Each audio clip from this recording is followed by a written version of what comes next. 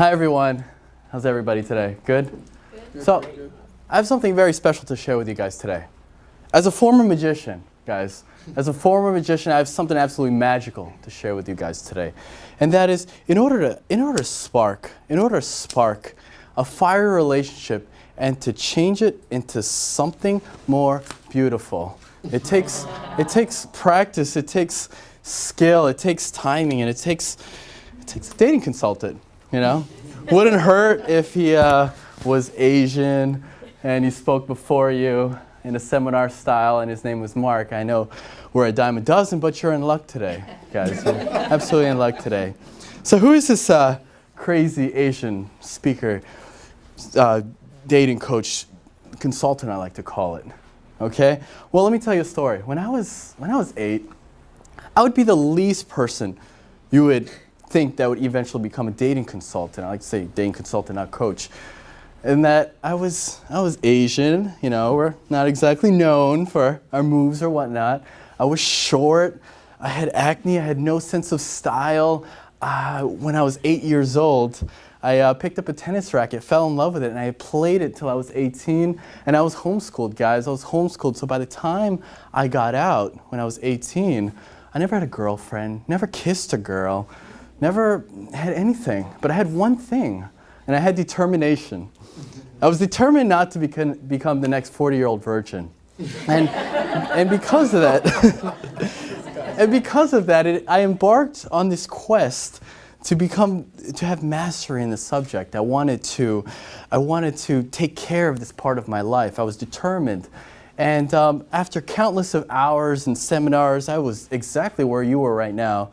I'm plowing through hundreds of books. I've been rejected more than everybody in this room put together, probably times 2 to 3, raised to the squared power or whatnot. And I know exactly what to do and what not to do. If it's been done, I've probably done it good and done it bad. You know, so I know exactly what it's like to be there. You know, interestingly, I read a book by Mr. Malcolm Gladwell, if anybody know him, best-selling author of Blink. In his book, The Outliers, he reiterated the 10,000-hour rule when he talked about it takes about 10,000 hours of practice, focused, deliberate practice to achieve mastery in anything, whether it's a skill, instrument, musician, you know, sport, or dating skill, whatnot.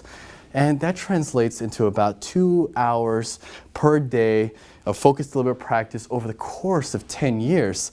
And here I stand before you guys 10 years later after embarking to absolutely revolutionize the way you guys perceive dating.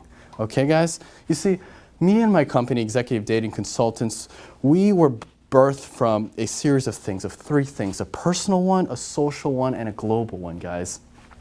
It was birthed from a personal one in that I felt like if I could do it, if a quiet little meek, humble, you know, recluse Asian can do it, I feel like anybody can do it. I mean, I had nothing. I had no skill at all. And, you know, I wasn't the best looking guy and whatnot. And also, I felt like if anybody really seeks this kind of happiness, this type of fulfillment, they should be able to attain it, especially in this day and age, where it's so easy to connect to things and grasp information like that. It was also birthed from a social one in that everywhere around me I would hear things. I would hear people say, oh, I wish I had better relationships. Oh, you know, my date didn't go that well. Or, oh, you know, I wish I could connect with people, you know, but they didn't know how to. You know, the spirit is willing, the flesh is weak, Corinthians, you know, but people didn't know how to, and I wanted to give something to them. I wanted to give value to them. And was birthed from a global one in that this issue of not being able to connect with people is rising. Interesting statistic in America in 2014 is the first year ever that there are actually more singles in the United States than there are couples ages 16 and above. And this is on the uprise compared to 1976 where it was only 37%. So what's going on here, guys? What's going on here, guys? We have a high amount of connections, people we meet, and a low amount of relationships, the people that we keep.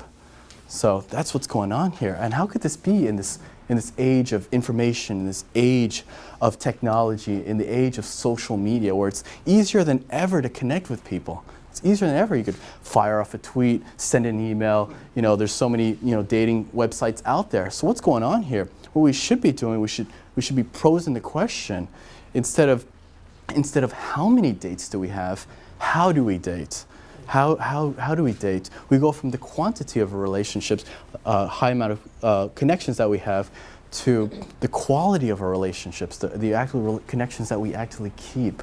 And that's what we should be focusing on. And that's what my service is. That's what my service does. It helps you increase the quality of your relationships. That's what I'm here for. And I do that through two things. The service that I offer you guys is that I teach you two things. I teach you the science of dating, and I teach you the art of dating. Because dating is both, guys. It's a science in that you have to do A, B, and C to get to D. You have to do 1, 2, and 3 to get to the next step. In that, if you want to meet somebody, you have to get out of the house. There's no substitute for that. It's a science. It's not even science anymore. You know, it's not even science anymore. You just have to do it. You know, if you exhibit good body language, good open stance, you know, good eye contact, you know, friendly gestures, good smile, somebody's going to say hi to you, or somebody's going to say hi back. You know, if you approach 100 people, it's going to happen.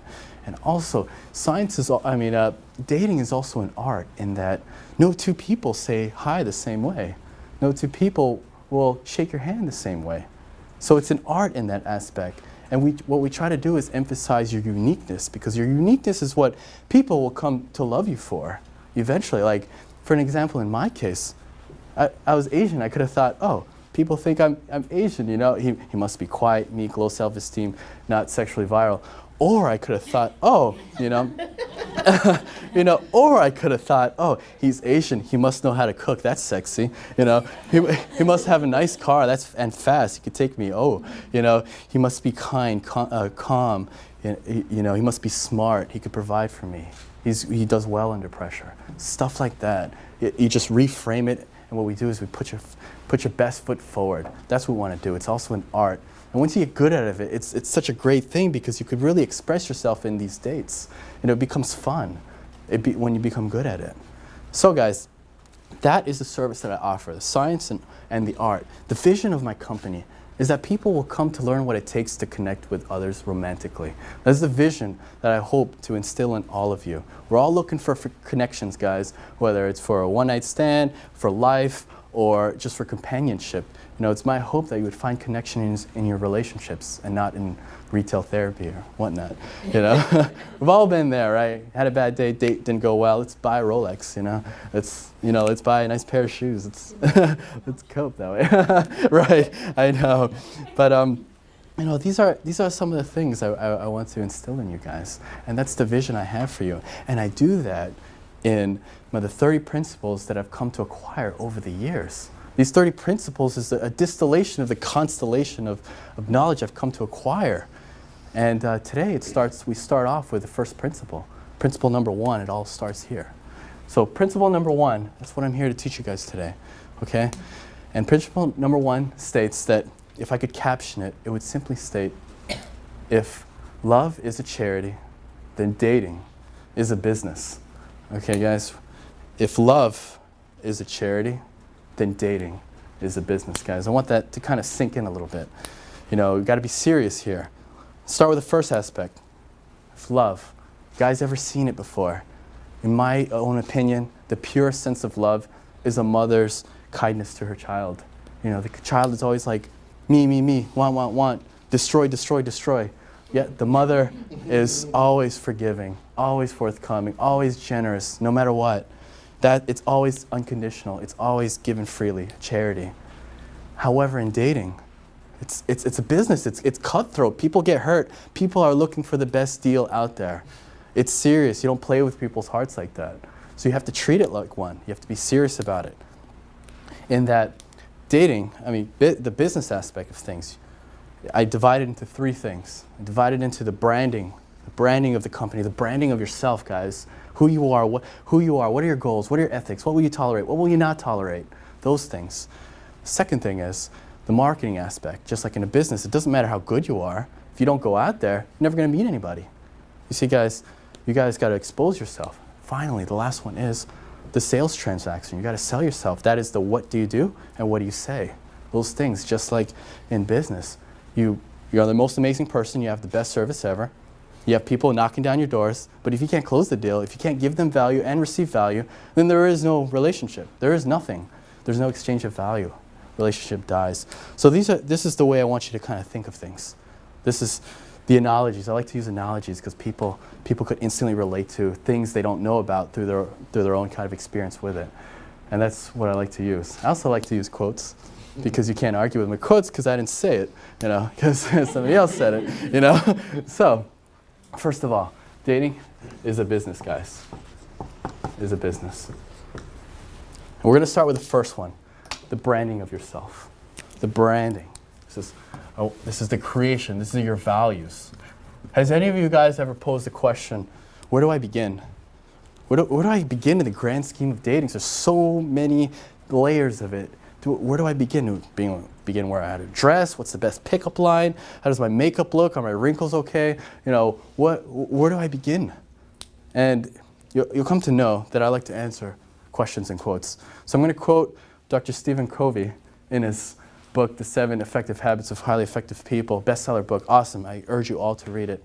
In the second habit, it is simply entitled, and it answers this question remarkably. It says simply, begin with the end in mind, guys. Begin with the end in mind, okay?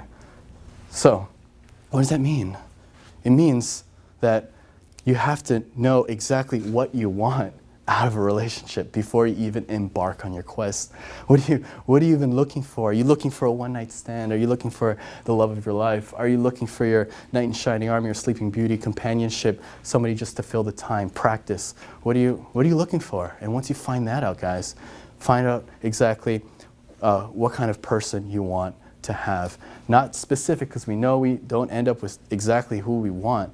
More importantly, you should answer the question, what will you not tolerate? What don't you want? You don't want somebody yelling at you. You don't want to be somebody verbally abusive, sexually abusive, physically. You don't want somebody telling you to be home at X amount of time. What don't you want? These are more important questions, deal breakers. Okay, guys? So that's what I want you to think about. I want you guys to do an exercise for me. I want you guys to imagine being in this room. Imagine being in a room by yourself, and imagine that perfect person walking up to you. Imagine, how do you feel? Do you feel a little bit nervous, a little bit self-conscious, a little bit like, oh, are the curls of my hair okay, or did it go flat? Are my biceps bulging enough? What are you thinking about? You're a little bit self-conscious. So what I want you to get out of this experience, guys, is that I want you to think about who you are at that moment and who you need to become. Okay? Who you are right now, and then who you need to become. Because when that time comes, when that person actually does walk into your life, because it's not a question of when, it's not a question of if, it's a question of when that person, because it will happen when you least expect it. And you guys have to be ready for that moment. You got to be ready for it. You have to be prepared. So that's what I want you guys to get out. Think about, what do you want? What do you want in the end? And then who you are and who you need to be. For an example, you're not going to get a Victoria's Secret model sitting at home playing Call of Duty and video games all day. It's not going to happen. And you're also not going to be able to date the best-looking CEO executive of the world sitting home watching reruns of Friends and Seinfeld. You're not. It's not going to happen. You have to develop yourself. You have to develop your masculine qualities for men, your feminine qualities for women. Masculine qualities, confidence, ambition, leadership, vision, these things. Pros, women, feminine, nurturing, kindness, generosity, passion, compassion. These things you have to develop. These things make you more attractive in the eyes on the inner level.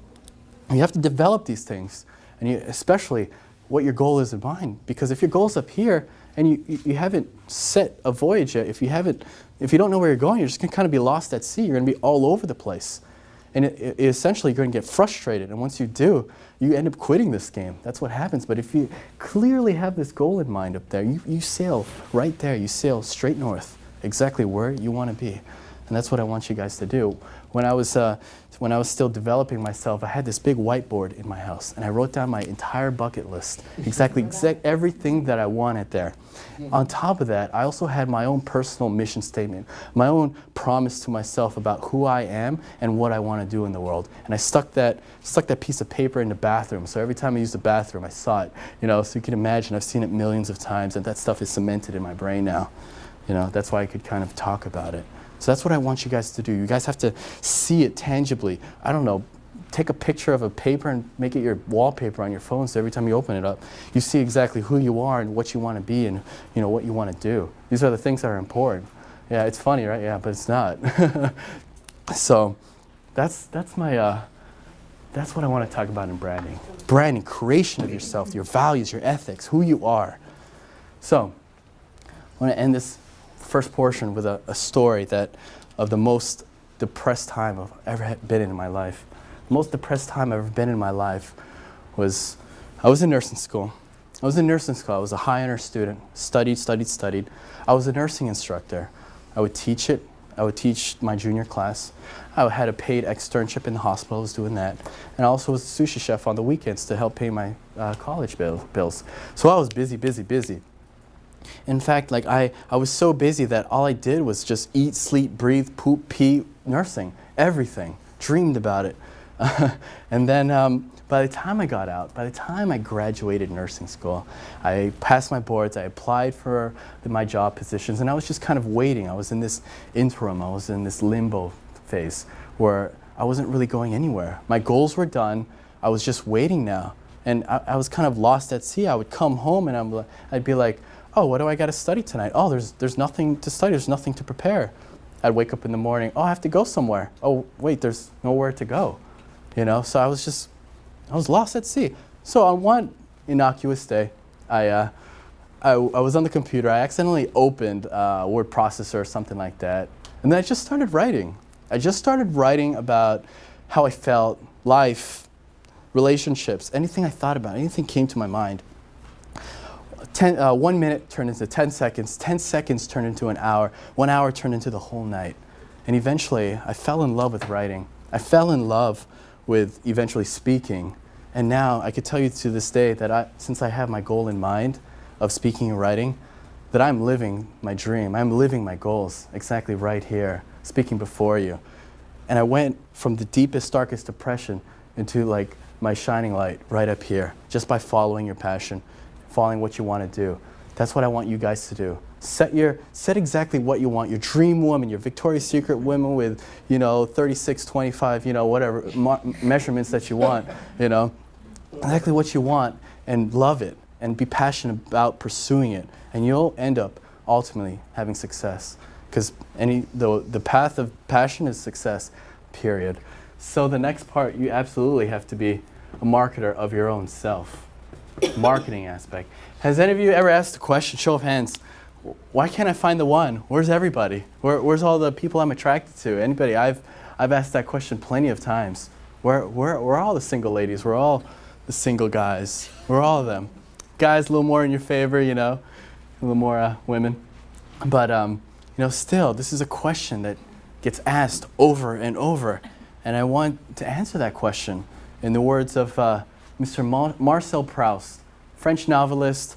He quoted in his monumental novels, it ended up being one of the best novels ever written in the history of literature, in his book In Search of Time, Volume 5, Chapter 2. He paraphrases, he says, the voyage of discovery is not in seeking new sights, but in seeking with new eyes. You see, guys, the voyage of discovery consists of not in seeking new sights, but in seeking with new eyes. You see, you guys, you have to take this mindset. It's not going out there. There's no secret here. We're in this age of where we could go anywhere we want. We could meet people all over the place. The real problem here is actually getting out of the house and meeting people. That's the problem. We meet people in the gas station, in the grocery, in the cafeteria, in the coffee place, everywhere. It's not a question of where to meet people. You meet people everywhere. If you actually literally count, do an exercise on how many new people you meet every day, that number would be over 50. You walk into a coffee store, there's 20 new people you've never seen before.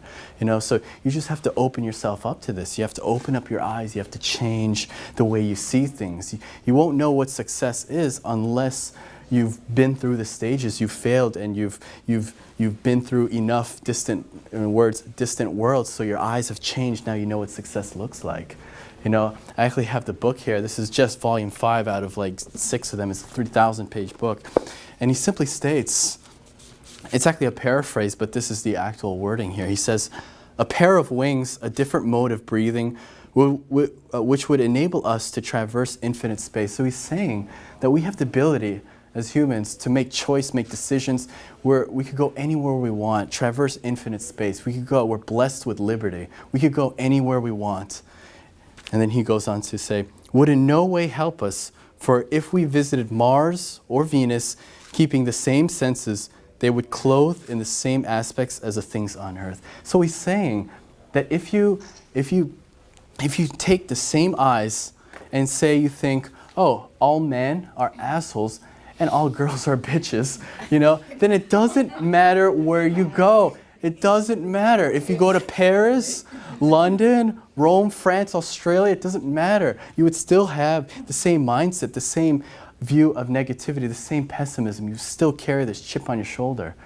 So that's what he's saying here. So in the final paragraph here, he gives you the solution. He says, the only true voyage of discovery, the only fountain of eternal youth. See, when you discover things, when you're continually fascinated by things, that is the fountain of youth. When you're just continually learning, that is the fountain of youth.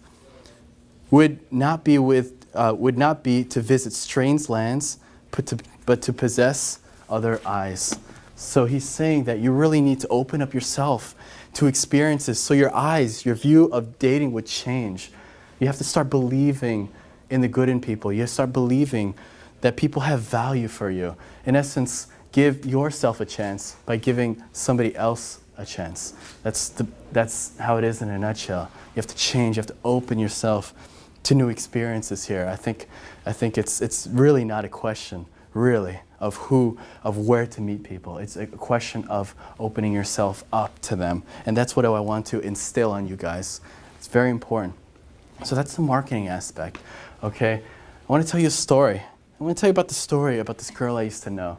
This girl was in her middle age. She had 2 kids. She was divorced and widowed. And if there was one person who I would excuse out of the dating field to not go out there and market herself, it would be her. It would be her. She's been lied, cheated on, everything. Yet on one day, on one fortunate day, she meets this gentleman, and everybody would think this would be she would think she rejected him right away. He'd be the last person he'd end up dating. He was 18 years younger than her. They worked together, both faux pas.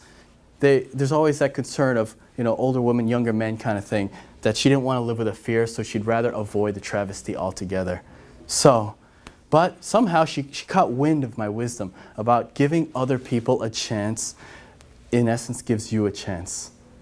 And she did that. And fast forward a year later, the heavens opened up, the earth shook a little bit from their passion. And I could say that she is now my wife. And I could say that I'm the luckiest man in the world, being her husband. So there's absolutely no excuse for either one of you. There's no excuse, okay? If she could believe in others, then absolutely all of you can open yourself up again. Find what it takes to open yourself up. Give yourself the eyes, the new eyes to see people in a better way. That's what I want you guys to do. So moving on, guys. Moving on to the last aspect. So you've branded yourself. You've created the best person you could possibly be.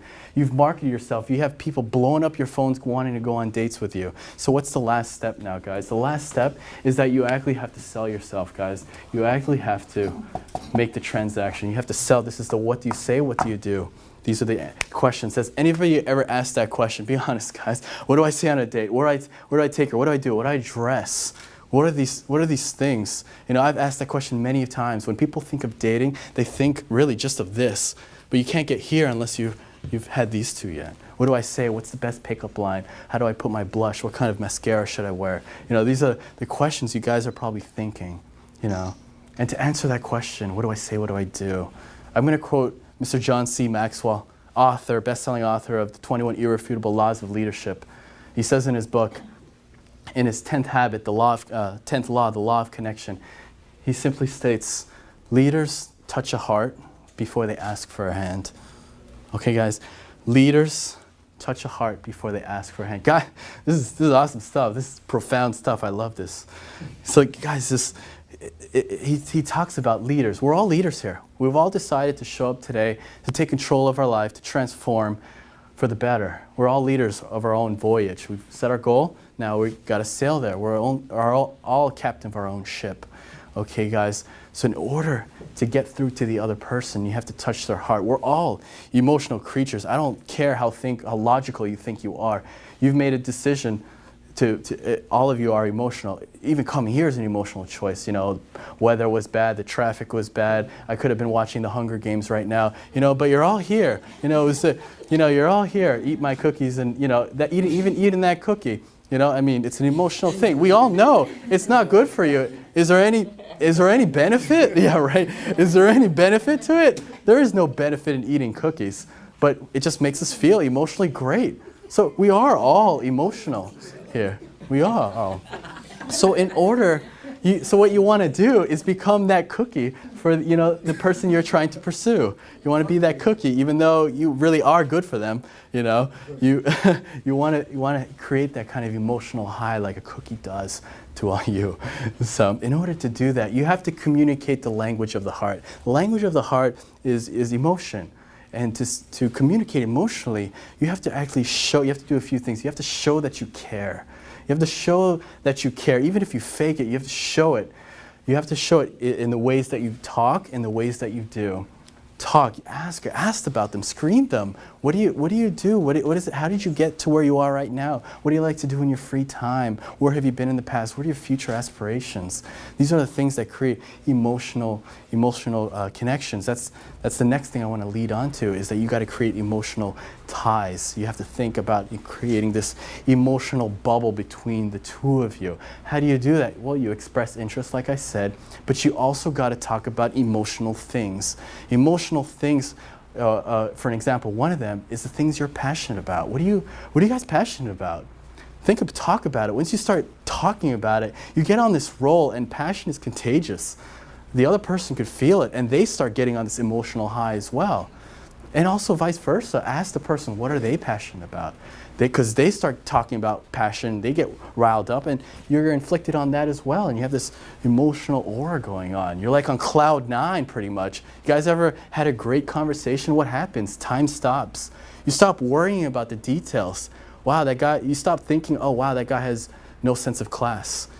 That doesn't happen anymore because the connection is so strong. You start overlooking little things like a person's wrinkle. That's out of the question. You don't have to worry about that because the emotion is so strong. It overlooks everything. Guys, another quote by Miss Maya Angelou.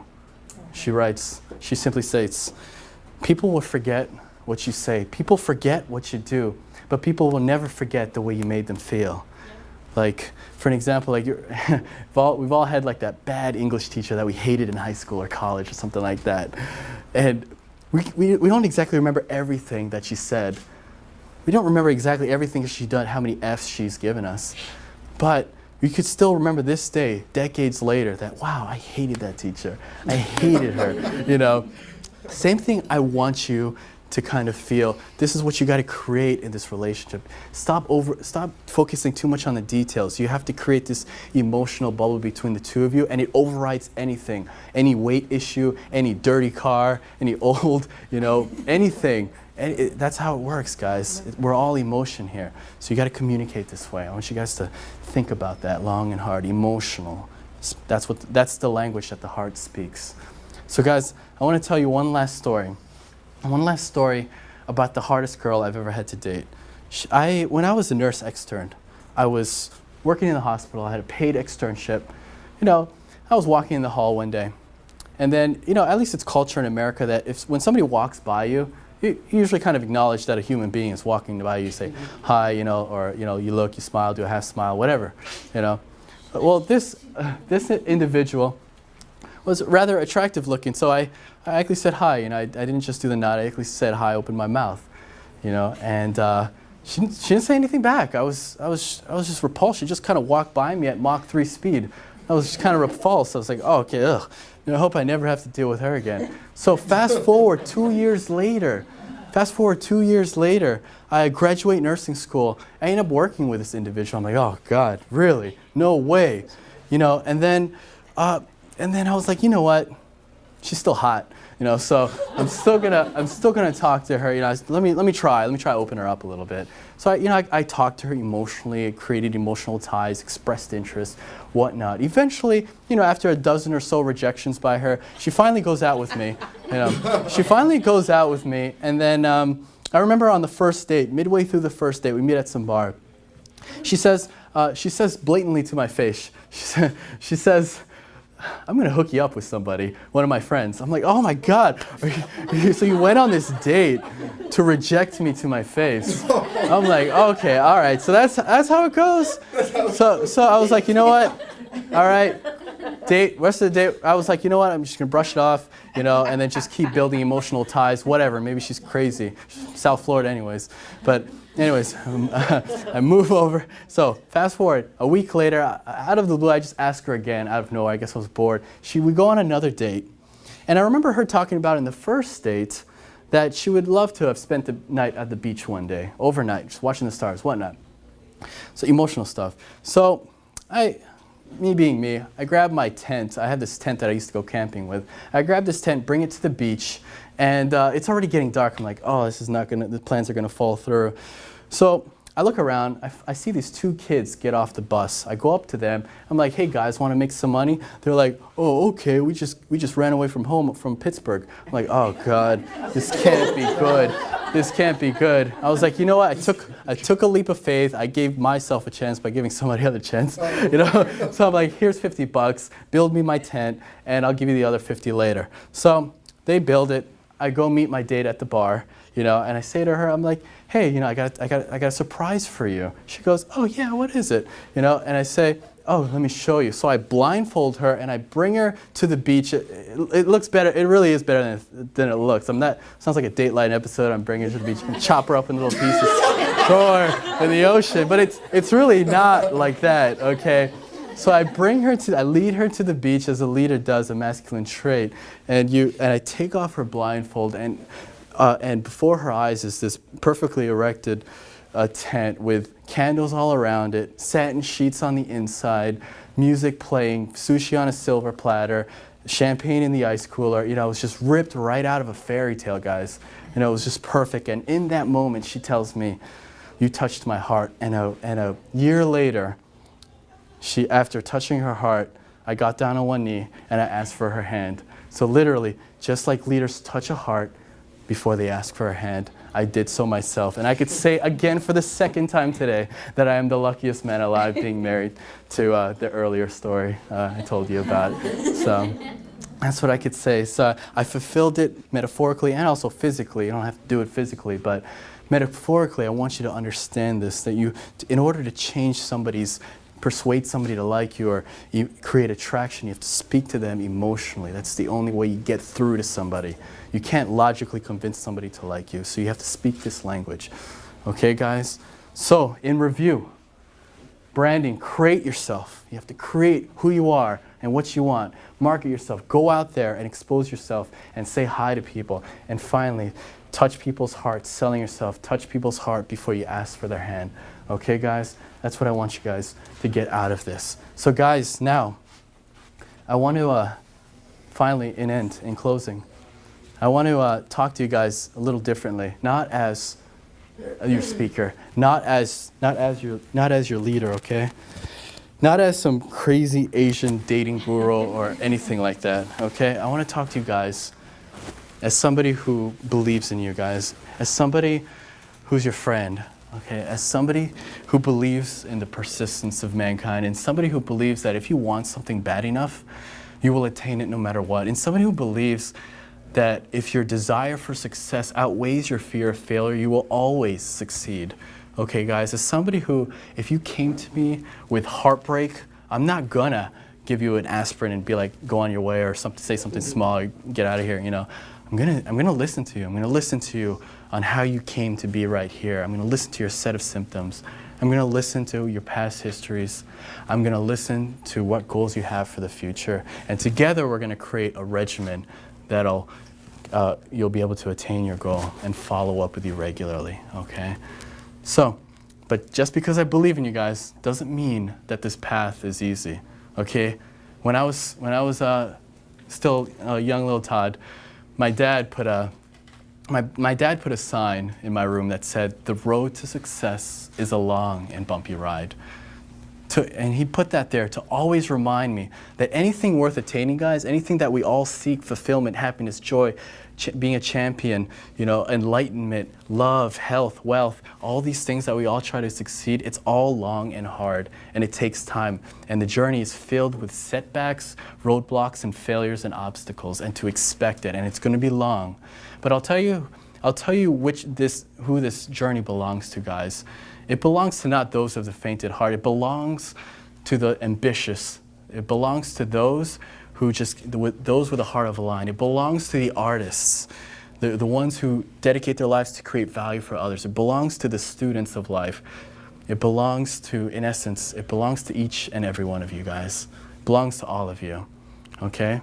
So in closing, I'm going to leave you with one last final quote. And I know you're sick and tired of my quotes, but too freaking bad. Okay, guys? It's too bad. And in the words of Mr. Ralph Waldo Emerson, he says, novel poet, essayist, lyricist, everything. He simply states, what lies behind us and what lies before us are small matters compared to what lies within us, guys. Okay? So guys, I want you to join me on my next set of principles so that together we could grow together, we could fail together, and ultimately succeed together. Thank you, guys. Appreciate it.